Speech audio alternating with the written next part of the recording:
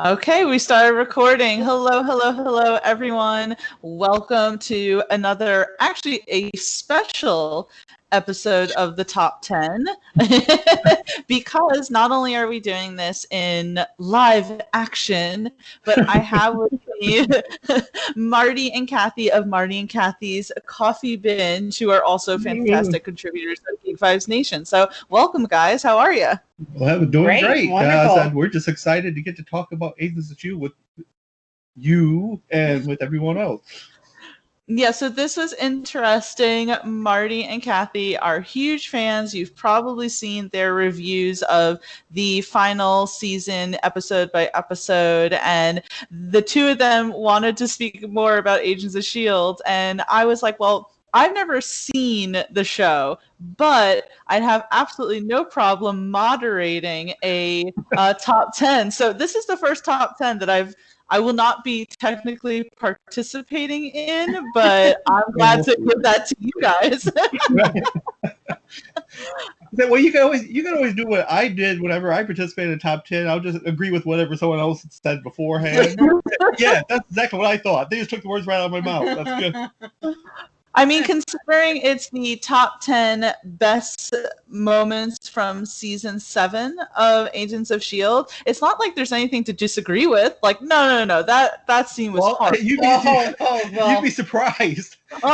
This woman, she didn't like some of my choices, but I got to keep them in anyway.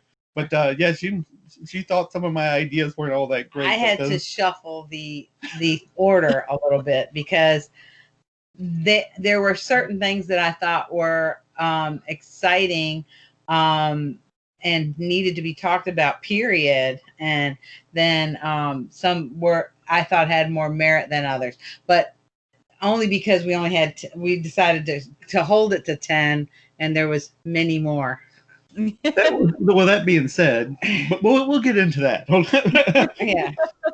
Well, I was just going to say, Brittany and I normally do the top 10, and we always say that even though it's a top 10 list, it's not, say, necessarily in order, because there'll be lots of times where we'll put something that should be, say, higher, lower, only because we're like, well, I don't want the other person to get it, so I'm just going to shout it out now, even though it should be. So we'll do that. We had so much of a problem with this. Well, see, and that was exactly the problem, because she would say, no, that doesn't need to be as high as this, and I said, yes, it does. And say, as you say, it's not necessarily the definitive top 10. Yeah, it is a order of, like I said, there were so many more things. By Kathy's choosing. Okay, yes, that's fine. That's all right. True.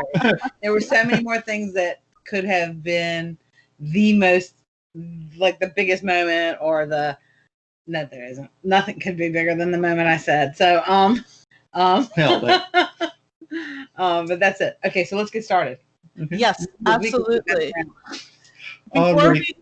Before we hop into the list really quick, I do want to say, just shouting it out there, we are sponsored, and I wanted to put that out there, by Coldest Water Bottle, and I have one. Yes, we're being very pluggy right now. Water bottle, I love that. Water bottle, yeah, it's the kid version, because it's portable, and I like it that way, so Kanan makes fun of me because it's the small version. But yeah, so we have an affiliate link with Coldest Water Bottle. I'll link that down below once we post this up on YouTube. So make sure you check that out. But let's get into this top 10 list. Of course, it is ladies first. So Kathy, what do you have as number 10? Oh, did I do it wrong? Yeah, no, so it's actually, okay. But I would be happy to introduce this premise. Right, because no, that's quite all right, because I tried to arrange it because her number 1 was so important to us. Okay, I need to make sure that she ends up with number 1.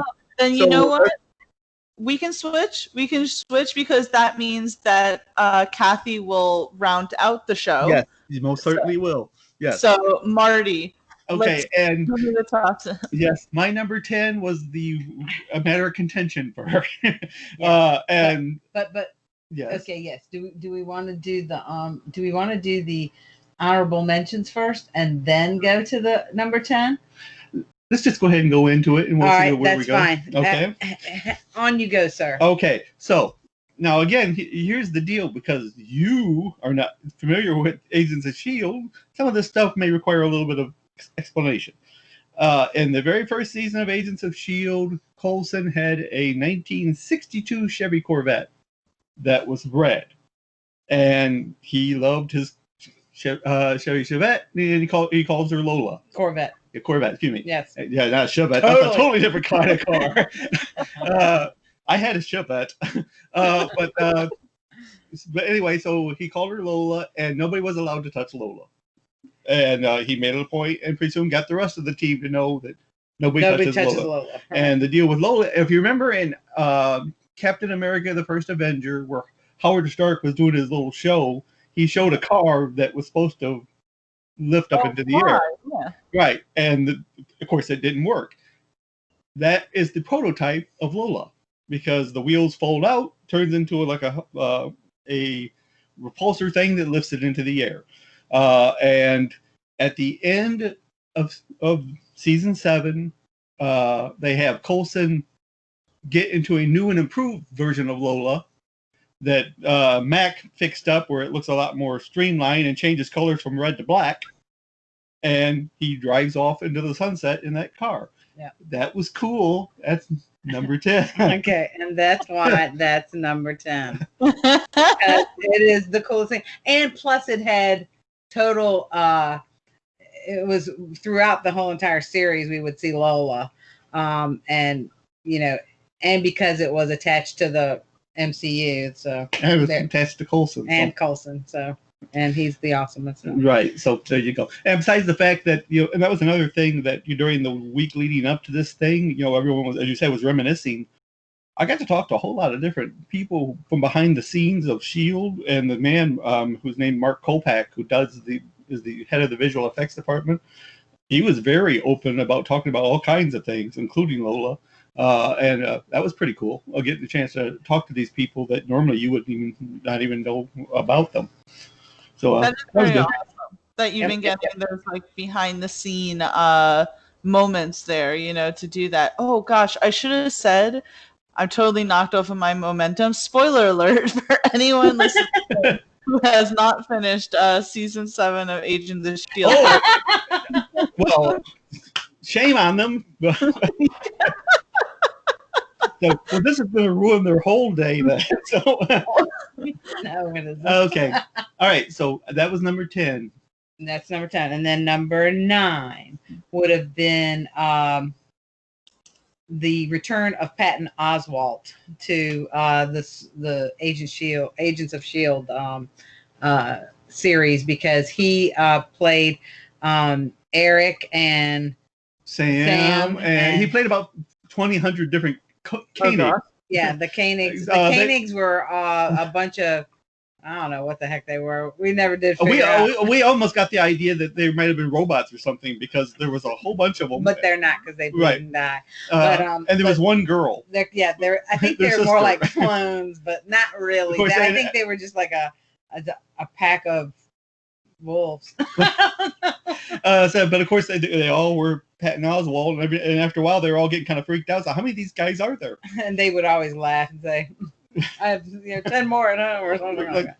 But anyway, so I think he appeared in season 1 or season 2. I want to say it was season 1. Because it was season 1 because they were going to the icebox. To the hidden S.H.I.E.L.D. base.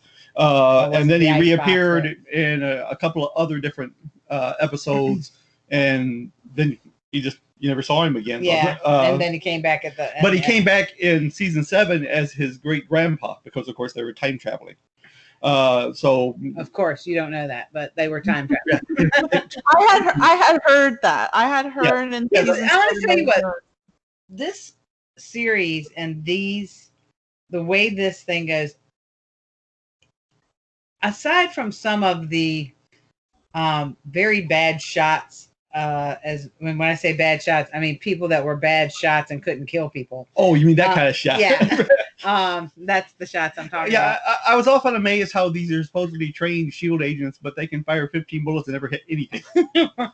But that kept them alive each episode. So that was the best part. The show's over. Oh well. live to fight another day. So yeah, so that was aside from that, a lot of the premise of what they were doing and what was happening, it didn't feel that far-fetched to me. Though I'm sure it was, but the way it was presented never felt like, well, that can't happen. Well, For a few things, yes, but well, I like that too. Like about like certain shows or movies, it's like, yeah, okay, time travel, whatever, maybe, that's not real, but as long as it's presented in like a grounded way, then and it always felt like they had scientifically figured out these things. So this is how it works, and this is how it happens, and this is why we know, because we're so smart. You mean it's not real? No, Marty, sorry. So that brings us to number 8. Just forget the whole thing. That brings us to number 8, Martin. Yes, so number 8. Again, this is kind of the weirdness of Agents of S.H.I.E.L.D. and it started when they started time traveling back in season 5. Right. Okay, in season 5, they traveled forward in time, and they ran into basically Gemma and Fitz's grandson, which was Deke. Deke is very intelligent, as you would think, because of course he's the grandchild of two geniuses, right? But he's also, and again, part of this deals with the fact that he's kind of streetwise, because of course in the future that he lived in, it was kind of the what's the word? Apocalyptic. Yes, apocalyptic hellscape, as he called it. So he learned to survive. And that meant taking shortcuts, which drove Fitz crazy because he's really smart, but he would rather go, let's say when he went back to the present time, basically claim that he created all the stuff that he didn't create. Because they didn't know. Yes, this is my design. And he did the same thing in actually this season, where he basically started a rock band, but was stealing all the songs from the early 80s and saying that he wrote them. Because because they were actually in the earlier 80s. Right, yeah, because he was stealing songs later in the 80s and saying that he wrote them. Yeah. And of course that drove people crazy, because he's smart enough not to have to do that, but he couldn't help himself. Because it's, you guys are going to like this in a few years, let's get it out early. So anyway, when they got toward the end of this season, Deke, they needed somebody to get the team back to their present time. They needed somebody to stay behind. Well, Deke said he was going to stay behind because, number one, because where the timeline he's in, I'm kind of a rock god. And he said that he would stay behind, and because he was the only one who had the knowledge to do what needed to be done, because another guy wanted, which we'll get into in a bit, wanted to do it, and he said, no, because you're impressed by a light bulb. It's not going to work out for you. We're just going to let me stay. So in the end of that, he helps to get them back, and this is where basically the whole S.H.I.E.L.D. thing had been kind of torn down. So they're all staring at him, and he says, "Okay, so are you now the leader for us?" He looks at him for a minute and goes, "Yes." So he became the director of S.H.I.E.L.D. in that timeline, and that's where they left him. Okay. And I'm kind of surprised we didn't go back to see how that transpired. Yeah, exactly. Did S.H.I.E.L.D. all die the next day? Right. But it was kind of cool, like I said, and of course his thinking was that as long as Fitz and Gemma had a child, because that child was his mother, he said, "You'll see me again, because as long as you do what you're supposed to do, I'll be back." Right. Okay.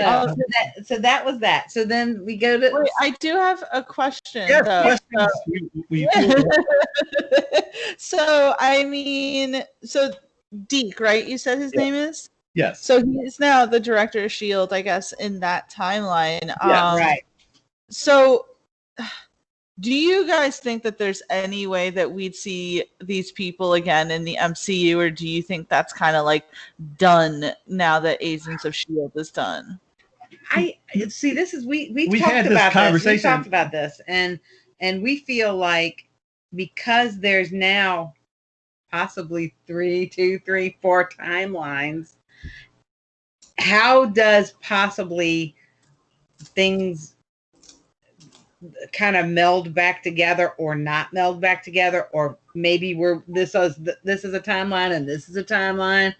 And I mean, and they all afford different kinds of storylines, and for the most part, no one, the main team died, well, other than Coulson a bunch of times. Well, but, that doesn't count. But yeah, I mean, I can honestly see them, if they should decide to do it, easily going back and bringing in either certain members, like Daisy. I mean, power wise and everything, she's already pretty much set to go into one if they chose to do it, right?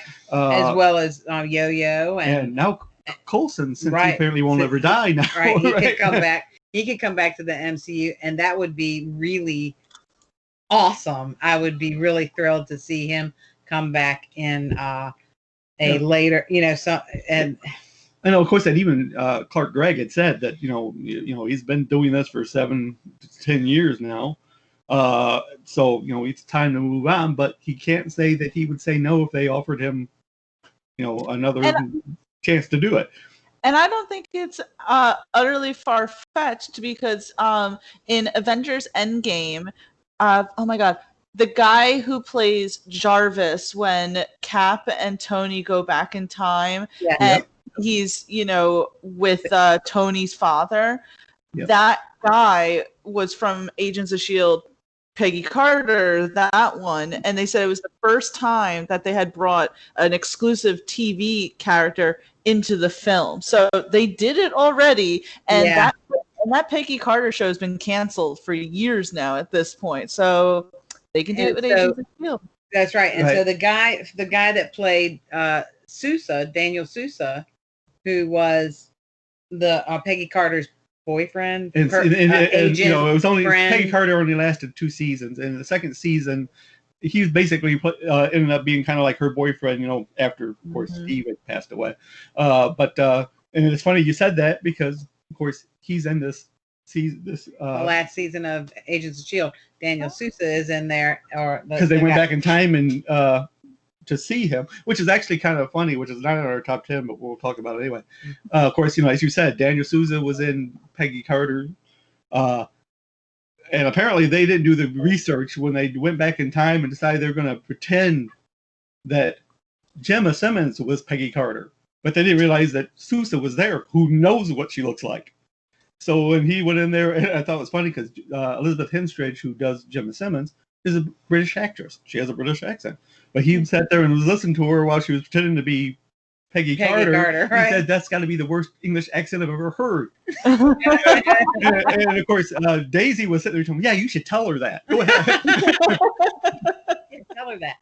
Yeah, she'll like that. That's good. So anyway, but I'm glad you brought up Agent Carter, because actually I thought that was a series that got kind of another Marvel series that got a short shrift. Absolutely. See, I wish, I kind of feel like, and I've said this before, and I really kind of took it back after this season, and after I watched, I think it was the 3rd time around, or maybe it could have been the 4th time around, because we're on the 5th. 4th time around when we started watching Agents of S.H.I.E.L.D., that I really felt like they didn't give enough of a nod to the to the movies.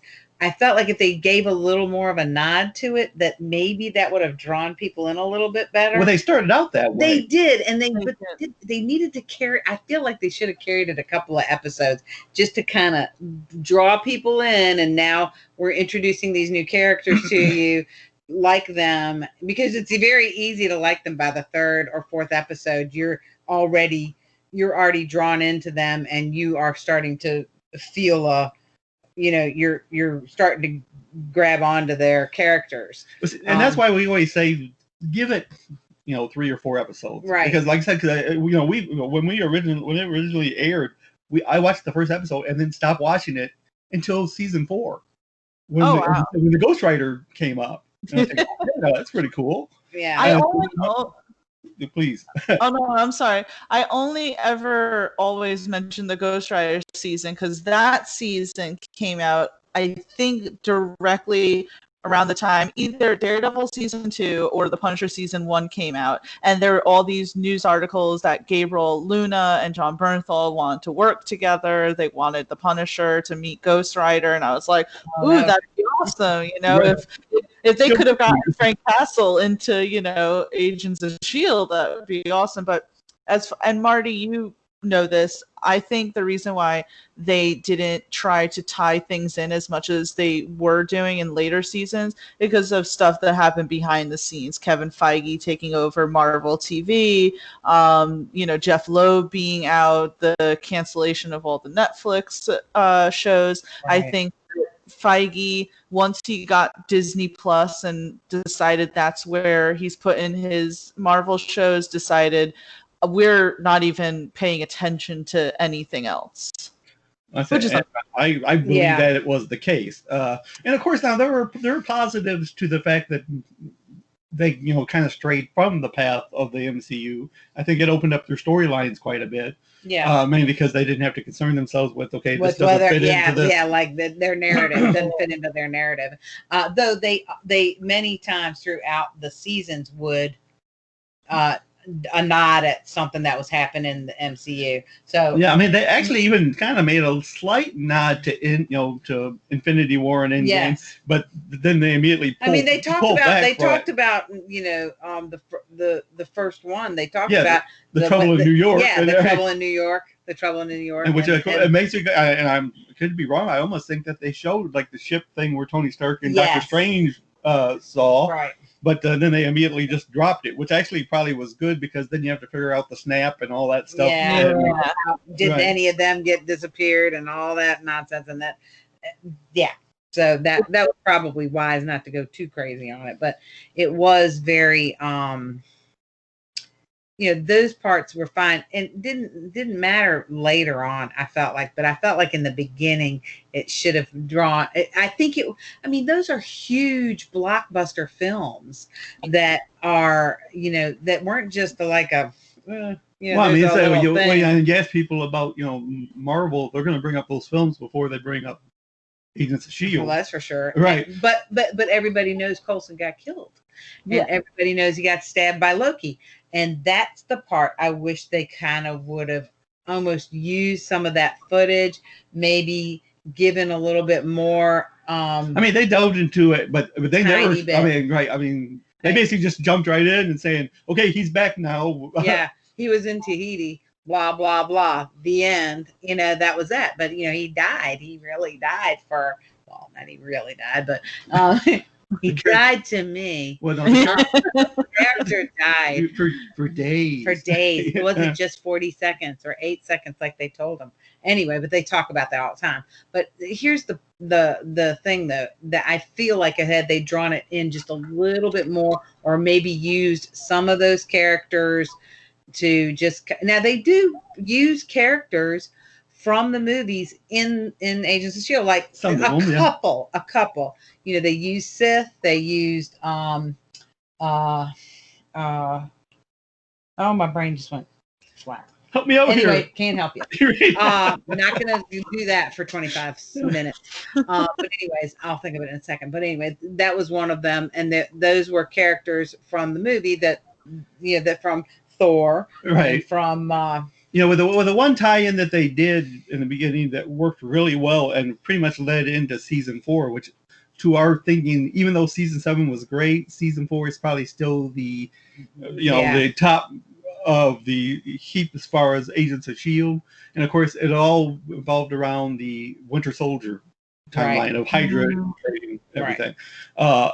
That whole season, it was probably their very best of mixing that all in, along with L&Ds and the framework. And like I said, if you had to start anywhere, like I said, that's what we did. We started with season 4, and then that's when I backtracked on Netflix.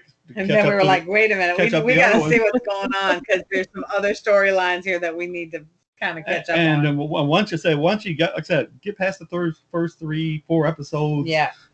Then you are really honestly into these characters. They are. you need to see what's going to happen. What's going to happen? What's going to happen? You know. Which is why I didn't get a whole lot of sleep the first time we went through that. It's okay, just one more. Like this, just one bloody-eyed, going, episode. We can just watch one more. I know we can do it. And Martin's like, I'm falling asleep. I've been up for 47 hours. And I have to work.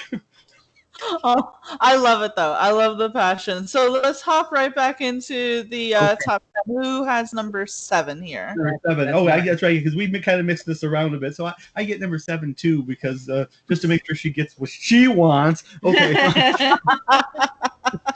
Okay. And we called this the rise and branch of the Mallet clan. Okay. Now in the again, we're talking different timelines.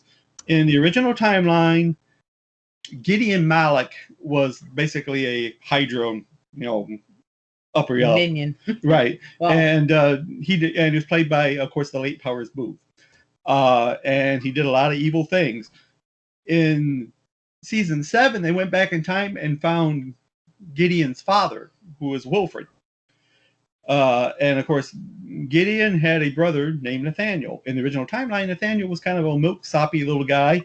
That his brother basically part of the Hydra, part of the Hydra ritual is there's this portal that they all agree to go to. Basically, it takes them to another planet, and basically they sacrificing these people. Right, but anyway, they tell them that they can come back. Yeah, they're telling them that you're going to do great stuff for us over there. Yeah, they're going to feed some monster over there.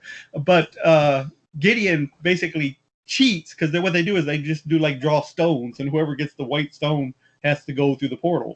Where he basically cheats and sends his brother Nathaniel through. In the new timeline, Nathaniel is the alpha male, and you see Gideon one time, then you never see him again. Kathy believes, and I tend to agree, that Nathaniel probably killed Gideon in this timeline, because again, their roles were basically reversed. And Nathaniel basically is the big, besides the Chronicons, is the big bad in season 7. He ends up stealing Quake's powers. Right. And a couple and other powered people. And of course, I say in the original timeline, to get inhuman powers, basically you had to, it had to be already within you, and you had to go through the mist, which is the well, unless you're Daniel Whitehall, where you just cut the person up, right, and then inject it into you. And he found a way to avoid all that, and just basically just suck the blood right out of you, instead of cutting up pieces of you and making a protein shake. I don't know. And he's not your prototypical villain, because he kind of looks like well, he's what's the guy from Bob Denver played him in Krebs, the goatee and Dobie Gillis. Dobie Gillis, yes. He looked. You don't know what we're talking about. That's a little before her time. 1950 sitcom. Right. That's before her time. But anyways, he was nothing that. You look at him and why would I be scared of you? Yeah, you're nothing to you. But he did his job, because he died at the end, and we were happy about it. So yes, that's really good. Right. Choke on it too. Oh, that's a whole nother story. We could talk about it. I'm sure we're talking about. You're talking about when your thing got stole out of your car. Okay, let's quiet. Okay. Okay, so anyway, that was number 8. And like I said, it was basically almost the entire season 7 is callbacks to things that happened during the regular season, and it's mainly kind of a homage to the fans who stuck with it through the time, and that's what this particular case was. Yeah, but I agree with that. But anyway, so Nathaniel got his, and good on him. So right, that's why. And we were glad. Yeah. Okay, and the okay. You talk about okay. Yep, all right, that's all. I have the number 6, because probably one of the funniest to me scenes of the whole entire season 7 is when May, who is basically she does I don't know, jiu-jitsu, karate, whatever. She's a fighting crazy person. May May which is played by Ming Na Wen. She doesn't share her emotions very much. She's as she says, she's kind of the Zen. She she keeps her emotions inside and uses it when she fights. Right. So is she mad at you? That's okay. She's gonna be mad at you, and that's all right. And then she's gonna keep that mad, and then she's gonna get mad at somebody else, and she's gonna keep that mad. And then when she's ready to fight somebody, she just gets all that mad out. So anyway, Kills everybody's fun. Yo-Yo had lost her powers, and they had went to go to Afterlife, which is where most of the Inhumans came from, and they told May that you need to help her basically get through her feelings because get her and to allow her to get to her powers back, because there was nothing wrong with physically her. wrong with her. It was an emotional. They did all these tests on her.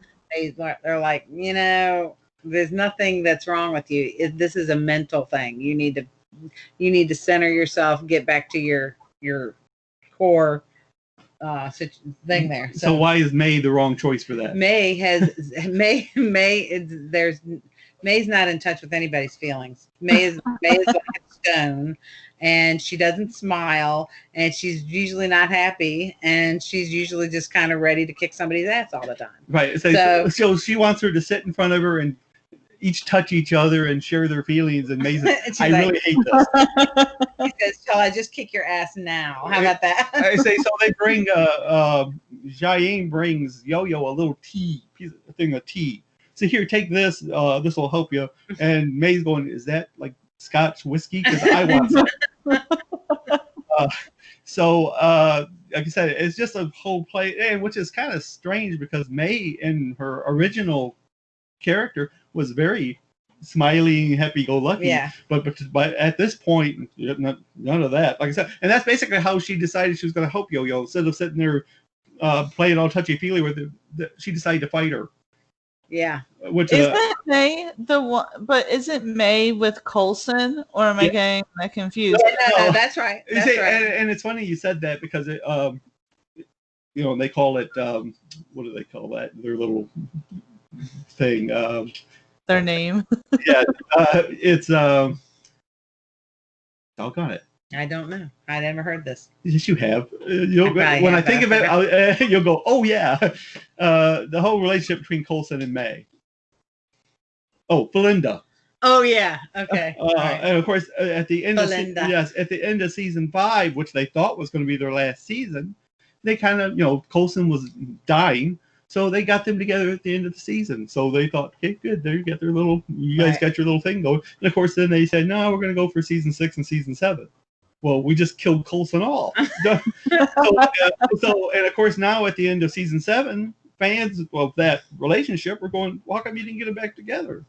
Well, and I kept saying, because he's not a person. He's an LMD. He's a life model decoy. Why would they put them together now? Oh, here you go, May. You can't do any better than a robot. And of course, and I realized that, Scarlet Witch was with Vision, and she didn't have a problem with the fact that he wasn't her. Well, that was. But I mean, that's not kind of a different thing. It is really. He was real once. Vision was never real. He was a real boy once. No, yeah, Vision was synthetic from the get-go. Right. But I mean, I don't know. I still think that was just too weird for every. Well, I guess a lot of people thought it was a great idea. I am not sad about that. It wasn't. I mean, they were still friends. That they moved on. I mean, that was fine. They had their little thing at the end of season 5. And he's not sure if he just wants to turn off. Right, which is still kind of weird. Like I said, he's got a little remote that he can turn himself off. So if you do that, right? On. So then what? Of course, he decided he wasn't going to do that for a while. That was a really good idea. I'm thinking. Because if you turn off, you better have a friend that's going to turn you back on, so to speak. Well, that's what they wanted.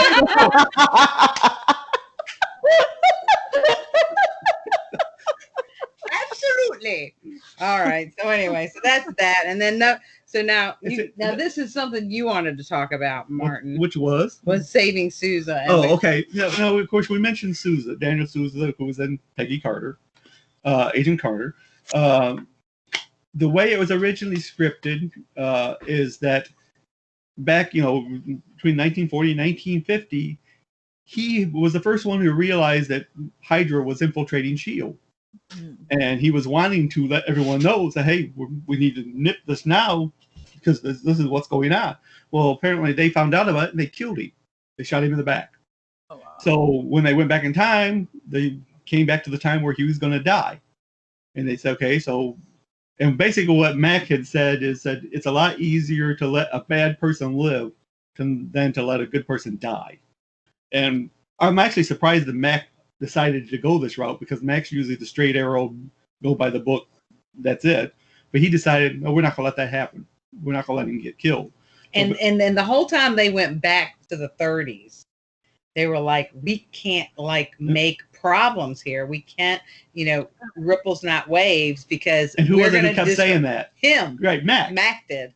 And then because they were thinking, the more stuff we disturb now, the it's going to make something happen later on that shouldn't happen, or that whatever. Somewhere along the line, they just got off of that crap. They just didn't care. They were like, screw everything.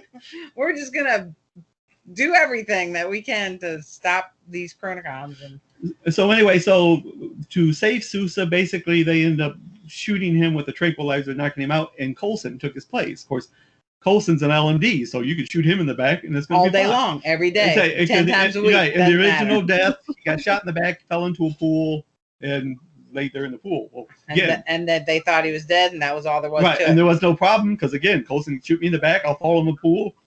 I can lay in the water for a long time. Doesn't matter. They just wrung him out and get him back in. Batteries included, and they just go on. So anyway, so they went ahead and saved him, but they went from that point forward. He stayed with the SHIELD team, which was by doing that, they gave Daisy basically kind of a love interest, which of course Daisy's had horrible throughout the seasons. Daisy's had horrible luck with men. Yeah, number one, she picks or she picks like Grant, who was an evil, then turns into an evil hellhound. Right. So she picked him, and then she picked Lincoln, who died. Right. So she's not been having a good time with getting a guy. And then of course Deke wanted to be her. Poor Deke. Yep. He gave her lemons. Right. Back in Deke day, right, to show a girl. We should say ahead in Deke's day. Right. To show a girl that you liked her, you gave her lemons. So he gave her a whole bed full of lemons, and she's like, what kind of crazy person put lemons all over my bed? Could be making I don't know. That's really weird. And of course, the thing that some people had a problem with, of course, Daniel Souza, even though they're traveling through time with him, but theoretically, he'd be about 40 to 50 years older if you went by the original, his original birth time. But at the time they pulled him out, he's around her same age. Right. But a lot of fans had a problem with that he was so much older than her. No, he's not. He's her same age. Just because he's 27 in 1935 doesn't mean that he's not still 27, even though he has traveled through time. He didn't age. Right. He didn't change age 50 years. He is years old. Right. And of course, he also had old style manners, which to do a lot worse than have somebody who treat you right. And that is very hypocritical, by the way, I would say, because we have two examples, right? You have Steve, who's like 75, 80, and he kisses Sharon Carter. I mentioned that. Didn't I mention that? I don't know. Well, you should have, because I didn't think about it until she said. I said no, because I said I guess that Captain America and Peggy Carter doesn't. That's a problem in the future when she's 80 years old laying on the bed. Oh, okay. Yeah. And the fact that Thor mentions in Infinity War that he's 1,500 years old, and he gets with Jane, who is that's true. That's true too. They're right. What the heck are they talking about? All I know is it's really hard to find a 1,500-year-old chick that's single. That was a lot of baggage, anyway. Sif is out somewhere for Thor, but So I'm not sure exactly what the problem was with that, but anyway, but you've just proven the point. It wasn't no big deal, right? And she was happy. There you go. Exactly. So that was that thing. Okay. And then so they got together and whatever. Or they wanted them to get together, and Deke stayed behind to make sure they could be together. Yeah, that was another reason. Daniel Souza was the one who wanted to stay behind to do the technical thing that needed to be done so that they could, go back to their time. Which is why Deke said that Daniel said you're impressed by a light bulb. Was very impressed with the 1970s versions of the CRT monitors and everything else that was in the bunker. And he was like, wow. Right. And they were like, no. And none of our stuff is here that's futuristic. Yeah, and he thought that was high tech. Right. Anyway, yeah, that they needed to wind up their computer to get it going. But anyway, okay. What number are we at? We're at number 5 now. Are we? I mean, number 4. Number 4. Number Number 4. 4. Which one are we? Yep, we're number 4. Really? Yes. That fast? Yeah. Yes. And You I'm gotta gonna, be talking more, lady. You gotta get going. we're trying not to make this a 6-hour thing for you. But it's very hard because it's hard to stop talking. Listen, you guys can talk as much as you want. This is about you guys. It's about the fans. I am just happy just sitting here and listening to you guys. And try to refrain from snoring. She's doing good. Listen, I may have never watched Agents of S.H.I.E.L.D., but I love everything Marvel, so I can still hang. Yeah, yeah. Let's say, and of course, I say it does touch about quite a bit of the Marvel thing. All right. So now this moment in time was horrible for me, and I cried, and that was live. No, not that particular one was not. But This isn't? No, that one is not. No. I mean, we didn't record that live. Really? But yet, when I still cried about it. Yes, I said, matter of fact, when I was telling you during the podcast, that is what you happened. started tearing up. I couldn't help it. It's because I tell such a great story. And it's true. He does tell it well. But this is when one of the other, I thought was a very pivotal moment, or it was it was sentimentally very hard for me, was the death of Enoch. And Enoch is a chronicom, and he's basically plastic and a fake skin. I mean, he's not much different. He's just an LMD, than basically. Vision, right? Than Vision, really. Right, yeah, and basically he was sent to Earth 10,000 years 30,000 ago. Oh years yeah, ago. 30,000 years ago to watch over Earth to make sure that there were no. He was an anthropologist. Yes. Basically. He just studied. Yes. And he wasn't supposed to get involved unless there was a life. What is it called? Some kind of a catastrophic. Yeah, some kind of catastrophic thing that make the Earth be destroy the Earth. Yeah. Anyway. Okay. So that's what his extinction job level was. event. Extinction level event. That's right. Good, thank you. Okay. Okay. So they were at the point, they were stuck in a time loop, and while they were stuck in this time loop, they just kept doing the same thing over and over. This is how Daisy and Souza had their first ended kiss. up having their first kiss was in this episode. And basically what happened was over and over and over again, they're trying to fix the thing that's happening because the loop keeps happening. And as soon as the loop finishes going, they have to start all over again. So they got to figure out how to get what they need to get done during the loop. Well, part of the problem is that in sections of this loop, Daisy dies.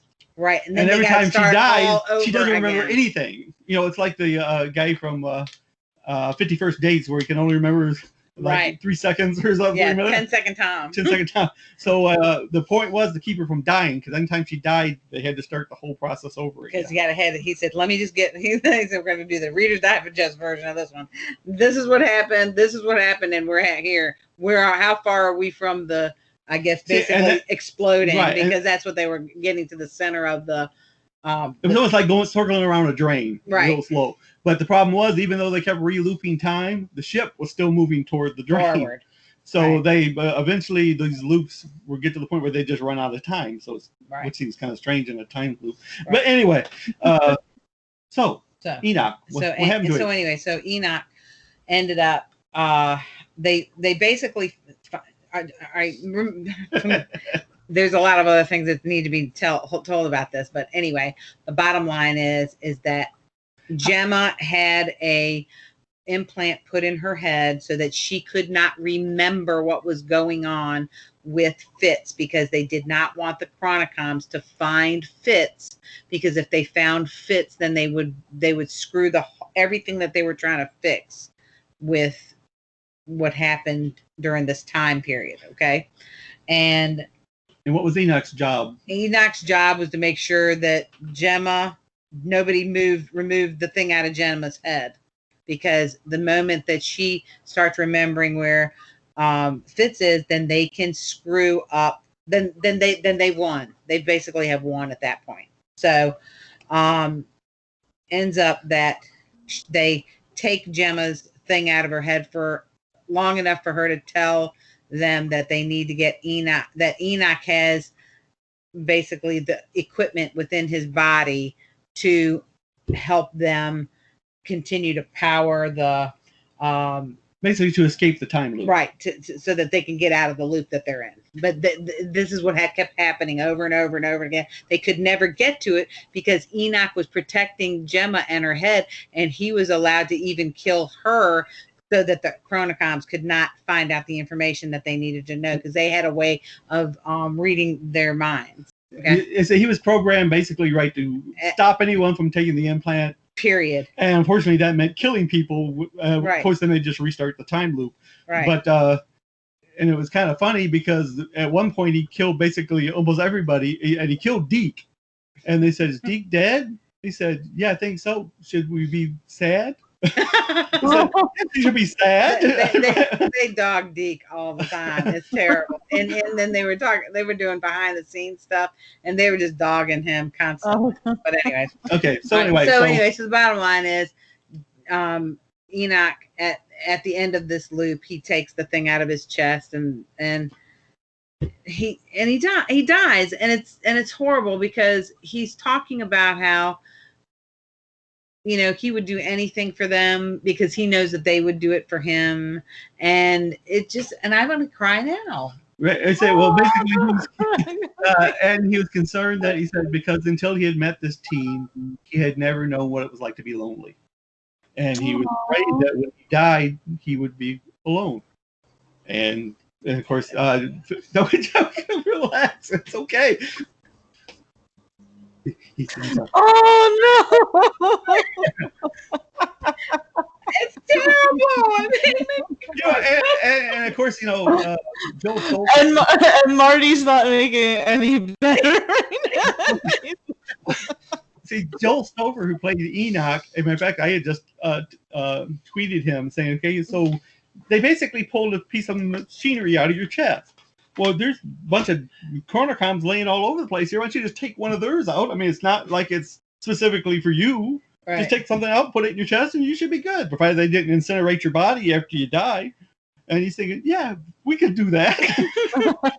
He's probably looking for another gig. But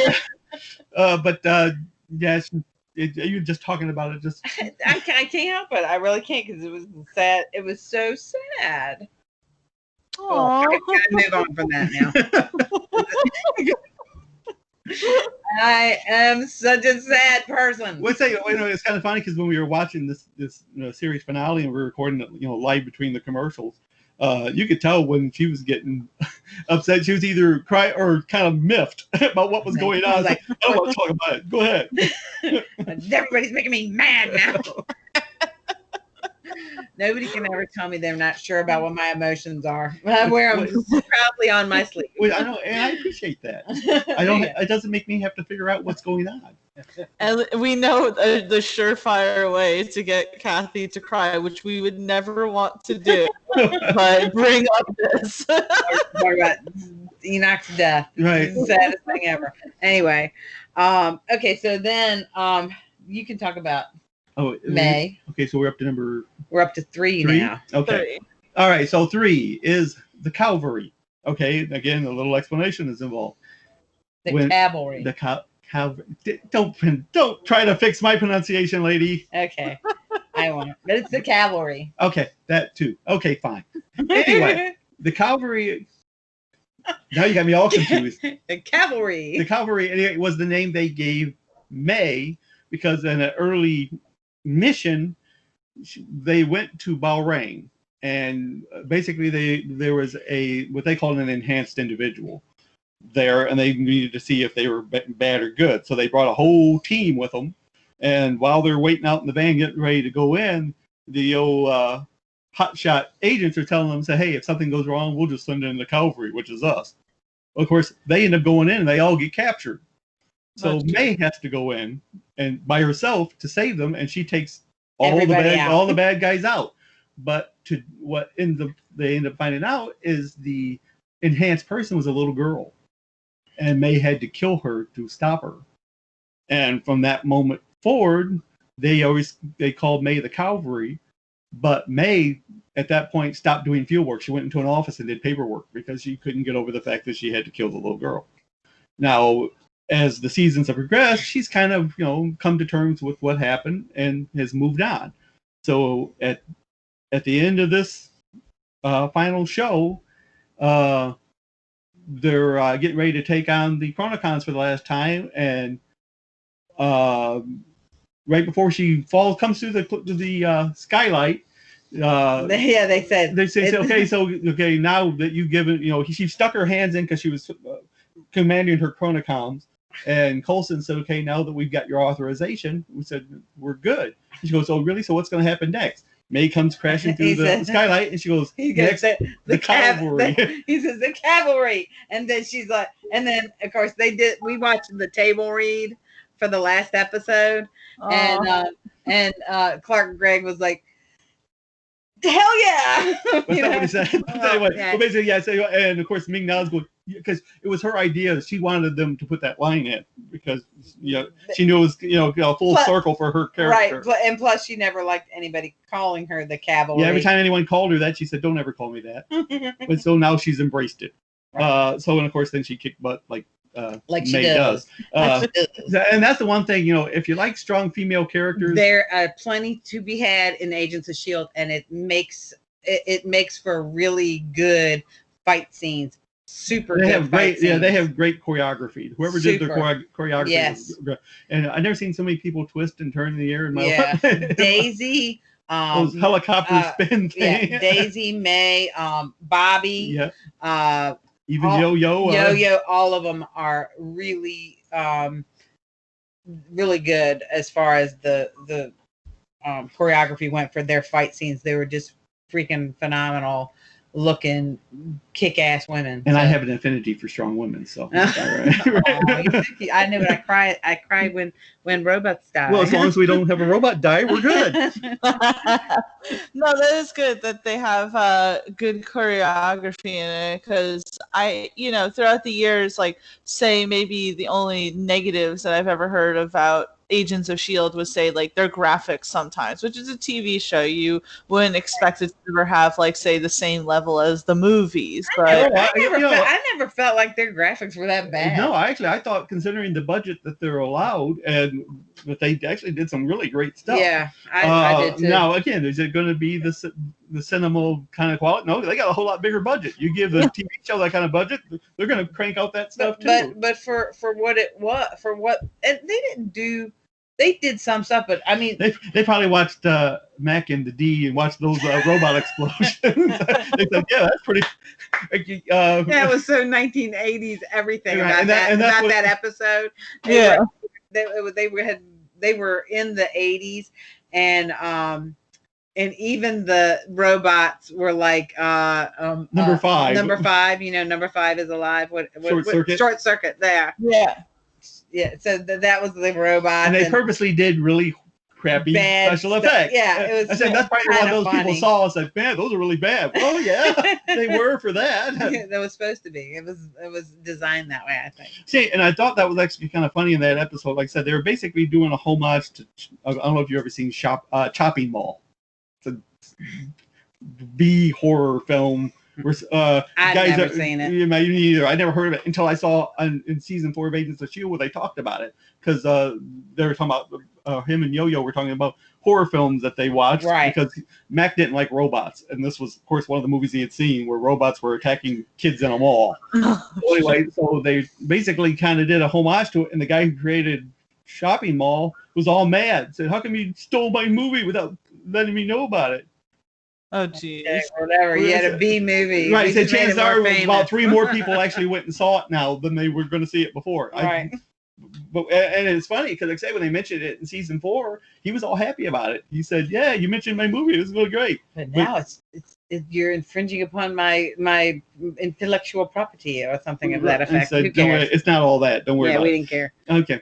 So, yeah. we just Now we're at the Calvary. return. Yep. We're the return of Coulson. Yes, the return of Coulson. Of course, Coulson was the number 2. Yes, number 2, and he was basically the center of the whole Agents of Shield thing. Correct. Of course, they brought him. He died at the end of the Avengers, where Loki stabbed him, and they brought him back. And of course, Coulson will sit there and tell you that he's died more times than anybody else has ever died ever. Right. So he has. Right, and but I say at the end of season 5 he died. They brought his Clark Gregg played another character in season 6, which wasn't Coulson. It was Sarge. And he died then. Right, he died there too, but it wasn't Coulson. And now the one thing they were smart enough to do in season 7 was, even though it's an LMD, they basically gave him his normal personality. Character. Right, Yeah, they gave him his character to let it finish off. Right. And like I said, I was afraid in season 6 that they weren't going to bring him back at all when they initially said it. Right. So just for continuity purposes, for full circle, it was important to bring him back for this, even if it was as an LMD. And he had all of his memories of of his previous life, and which is actually the reason why they created the LMD of him in the first place, was because, of course, Coulson was a Shield historian, and they knew the Chronicons were going back in time to try to stop Shield from ever existing. So they figured his knowledge would be helpful to stop them from doing so, which it was. But like I said, I think it was important to do that for the final season, and of course they did. Right. And it gave Clark Gregg another paycheck. So he's there you go. And he was happy. Everyone was happy. Exactly. So then the final thing, the number one thing that... And I didn't argue about this at all. Yes, because shouldn't be argued about, because I'm right. Ever since the beginning of season 7, we have not seen Leopold Fitz. Okay, he was MIA beginning in that season, because at the end of season 6, Gemma rescued May, and they basically they said, well, where's Fitz? He says, I don't know where he is, and I can't know where he is. Well, let's just move on. Okay. Because of the implant. Because of that implant in her head. Okay. So I have been looking for Leopold Fitz all season. As you might have guessed from her public service announcement. I had a public service announcement that my son now repeats constantly. Where, have you seen Leopold Fitz? But anyway, he's I said from the beginning that I said, I hope that he is taking care of their child in the future somewhere. And I have said that from the beginning of this season, or actually the end of last season, frankly. But of course, at that time we didn't realize he wasn't going to show. Yeah, we kept going, well, where is he? Why isn't he? Can't we just do a flash to where he is and what's going on? I want to see their baby. I want to see what's going on. And then after like the third or the fourth, fifth episode, I'm like, what the hell's going on? Why haven't they brought him back yet? I don't understand this. This is ridiculous. That's when I had my public service announcement to find him. But no one called. I will tell you that. No one called. Not one single person called. Not anyone. You would have thought Ian DeCaselegger would have called you. You would have think he would have called. I reached out. But anyway, but yeah, so in the final episode, the very, very end, we find out what they are fighting for. And what they are fighting for is the fact that Fitz was waiting for Gemma in the pod, being protected by him and Piper and somebody else. I forgot. Who else was that? Oh, Daniel Souza. No. Who was it? Flint. Oh yeah, Flint. I forgot.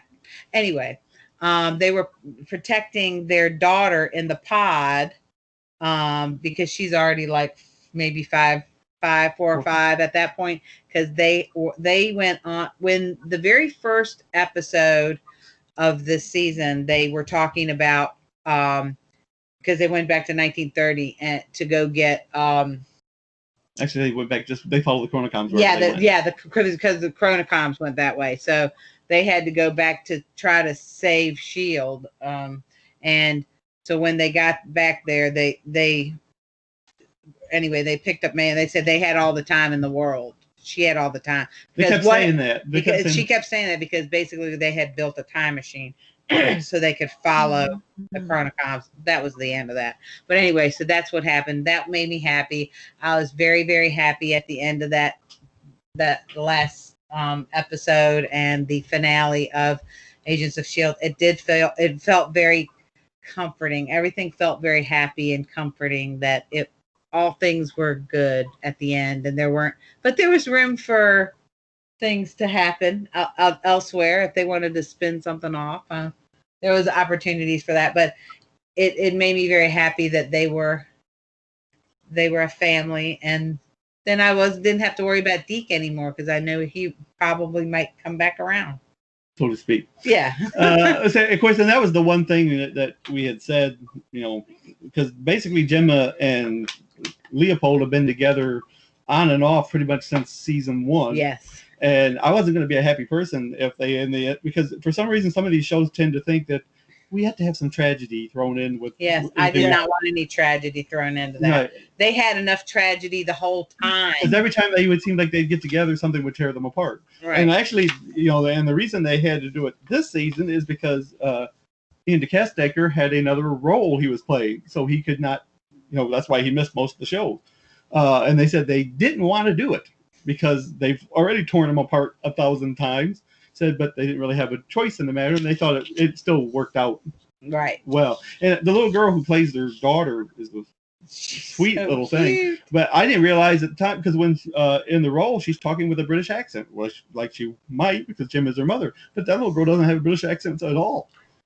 So she was acting. It was lovely. Right, and she did a great job. So it was beautiful. It was lovely. I really enjoyed it at the end. I really, really loved it. It was a great series. I just don't know why everybody just wouldn't love it. There was so much good feelings and mad feelings and excited. And this is the perfect time to watch it now because number one, you don't have to wait the 2,000 years in between seasons. I hate. You don't have to deal with the commercials. Though even that's getting a little easier. I mean, right. But of course, like I said, when we recorded the final thing, commercials were our friend because that was the only way we could get a word in. When someone wasn't crying, but anyway.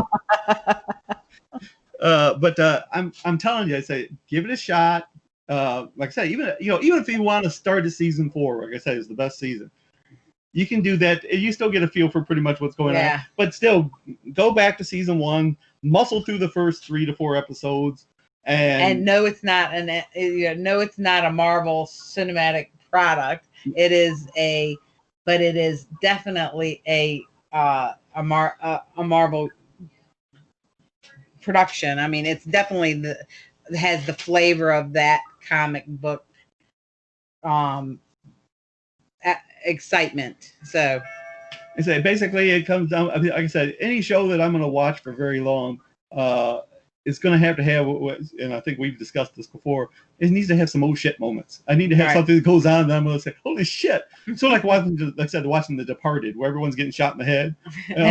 Right. And you're like, what? Right. What? And that's what I'm looking for. And you get that with Agents of S.H.I.E.L.D., especially once it gets going. Yeah. And you do. It's great. It's great. I wouldn't steer you wrong, people. Trust me. Yeah. Have I lied to you yet? You don't know, do you? Doesn't matter. No, I was gonna say that I don't know why Agents of S.H.I.E.L.D. has gotten so much hate throughout the years. I really don't. And I remember, Kathy, I believe Marty had said how happy you were that this Leopold Fitz had come back. Like I remember him messaging me that, and I was like, I don't know who that is, but I'm glad that Kathy's happy. It was absolutely necessary. It was necessary. He had to be back. It had to happen. I say, and that's where again we keep talking about season 4. If you watch the first 3 seasons, that's why season 4 actually is as effective as it is, because you get a totally different view of Leopold Fitz in the framework. For sure. Where he's, I mean, just the they total are opposite. great. And I'm going to tell you what, Leopold Fitz, Gemma Simmons, those two actors, Ian DeCastro and Elizabeth Henstridge, they are the best criers in the whole wide entire world. They can cry on the drop of a hat, and it makes my heart break. And I feel like they are in that thing, that they are for real. And it's never these little alligator tears. I mean, they're the big balls. Yeah, they're going at it. And I'm going to tell you what, they would be the kind of people that, I wouldn't do this because I'm not that unconscious, but those are the people that people would come up to in a street and go, "Where's your wife? Where's Gemma? Or where's your husband? Where's Fitz?" Those are the kinds of things. They really make you feel like they need to be together, and that their story is for real, a real love story. So well, I thought it was funny because they asked Elizabeth Henstridge, said, "Okay, so if you were going to appear in an MCU film or whatever, which one would you like to go in?" She goes, "Well, I'd kind of like to go, we're Black Widow." That kind of thing. And they asked Ian said, "What would you like to do?" "Well, we're a pair, so if Elizabeth said we're doing Black Widow, then I guess we're doing Black Widow."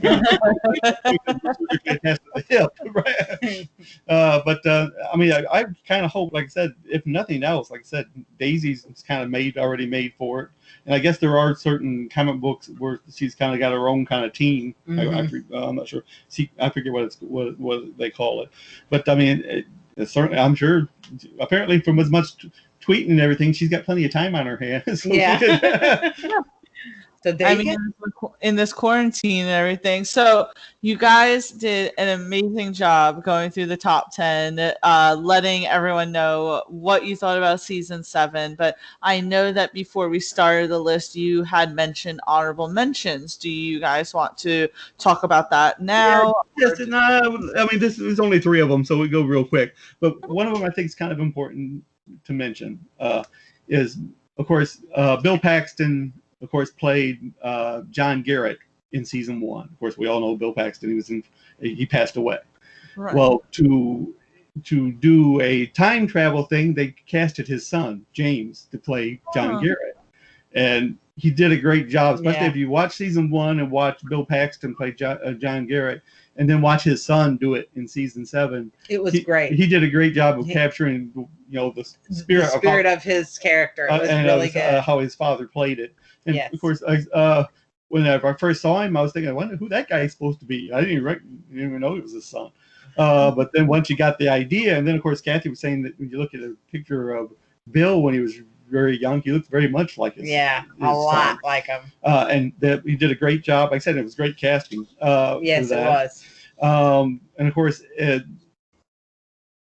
don't know. This is a convoluted thing about Cora. They introduced basically a sister for Daisy that didn't happen in the regular timeline, and of course, they went ahead and brought her through to the end of the season, right? But again, even though I'm not as familiar with this character as I am Daisy, again, she might be something power-wise that might actually work in the MCU if they did ever decide to go that route. Right. And I would tend to believe, I wonder if you would think they might go the Disney Plus route for some of this kind of thing. Yeah. I'm feeling like that whole ship of people. You say Kevin Feige's got power over all that? Is that correct?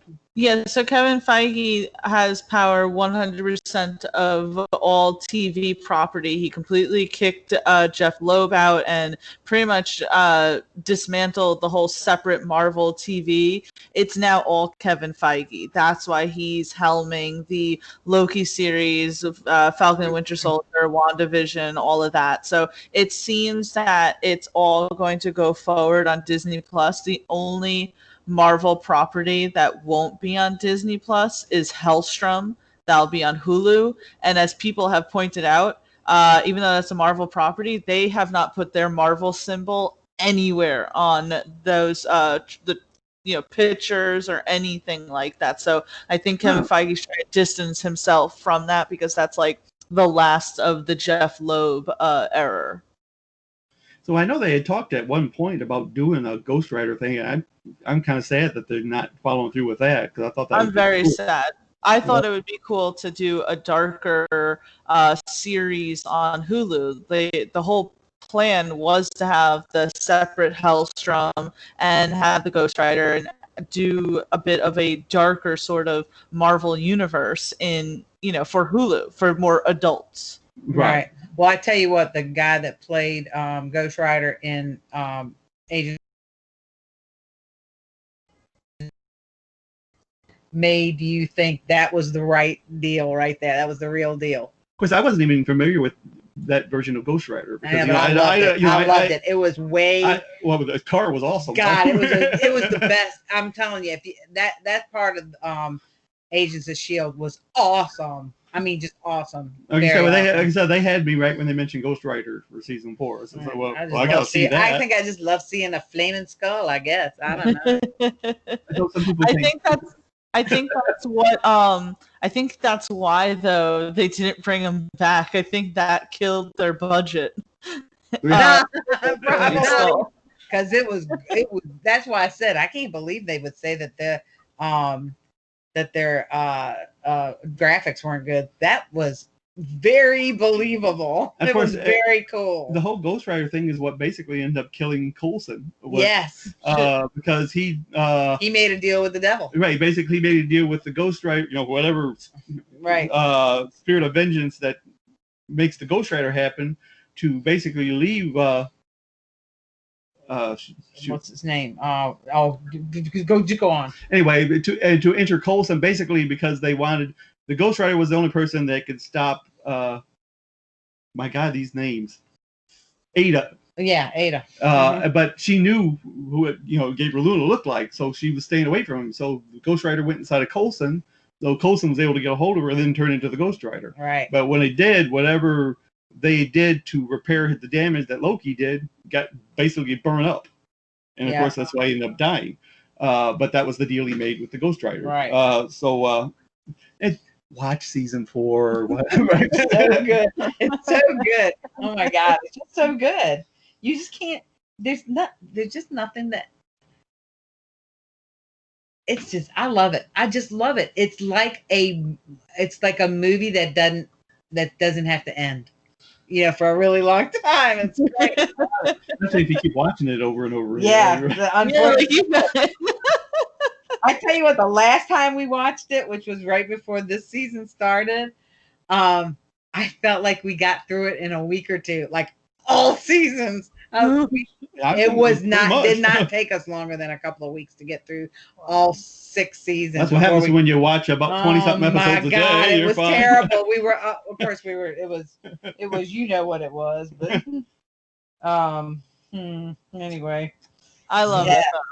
Yep. So we done here. So yeah, I guess so. I think that we can say goodbye to everyone. You see, now, of course, what this means to us is now we're back to actually covering other things besides Agents of S.H.I.E.L.D. on Martin and Kathy's Coffee Binge.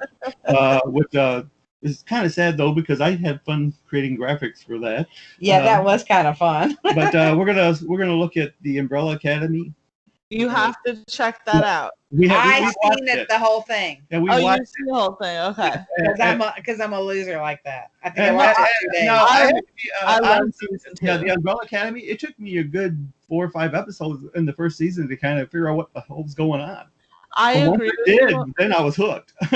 I agree with you on that.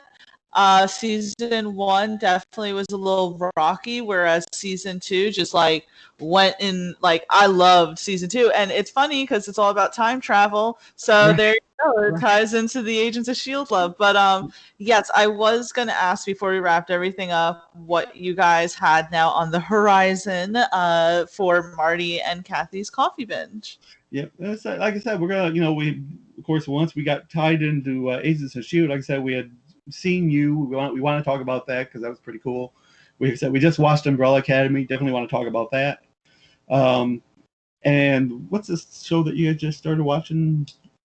Going with Jamie Foxx and oh no, that's a movie. Yeah, it's a movie. It's a movie. What's a movie? Okay, yeah, what is it? It's called something Power. Project Power. Yeah. It's really good so far. I only watched an hour of it though. Yeah, it's really good. There's another one. There's another thing that's on. I forgot the name of it now, so that doesn't matter. Let me tell you a story about something that I don't know the name of. And of course, we're going through like Criminal Instinct, Criminal Minds. Thank you, Criminal Oh, Minds. Criminal But Minds. these are long. Yeah, things. 22 seasons or something. Well, that's Right. not really what it is. It seemed that way. No, that's that's the other one. SVU. and Grey's Anatomy. That's Yeah. 100,000. But hey, Criminal Minds is 15 seasons, so it's Yeah. a lot. Yeah. But well, I hope certainly you guys do Umbrella Academy. I'll be interested in listening to that. But either way, everyone, please make sure that you check all of that out. Marty and Kathy's Coffee Binge is available on our YouTube channel, Geek Vibes Podcast, as well as anywhere that you listen to major podcasts. Of course, Marty is also a very wonderful writer and contributor for Geek Vibes Nation and has done plenty of interviews recently. So make sure you check that out at geekvibesnation.com, where you can also find my work as well as Geek Vibes podcast and all that good stuff. And guys, thank you again for doing this very special top 10. I always love having you guys around. I think the last time was probably when we talked about Game of Thrones. Yeah. Still disappointed, but that's another. I'm still disappointed to this day, but you know, that is what it is. So true. But thank you, everyone, and I hope you guys have a great night. Thank Bye. you. Bye.